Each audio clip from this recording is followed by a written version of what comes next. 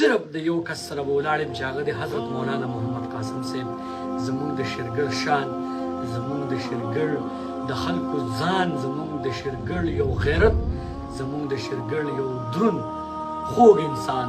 او تاسو ته پته ده چې بې ضرره خلک دی علما.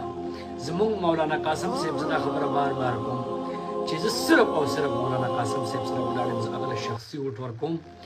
زما ځان زما بچي هم به مولانا صاحب باندې قربان، زما په ګاونډ کې اوسېږي، د کار تمه دې نه ساتم، د سیس تمه دې نه ساتم، دا تمه نه ساتم چې مولانا صاحب وفات شي ما له به دا وکړي، زما بچو له به دا وکړي، زما خاندان له به دا وکړي، زما کلي له به دا وکړي. د یو قسم سیس ته تمه نه ساتم. هو زه به سره ولاړ یم په یو وجه، زمونږ د شیرګل غیرت دی، او زمونږ د شیرګل غیرت چې دی نو دا ګټه وهل او دا چې کوم دی دا جیت کول دا زمونږ په ټولو شیرګل د حلقه یعنې 22 په خلکو باندې دا فرض دی. زمونږ د حلقې د عزت خبره ده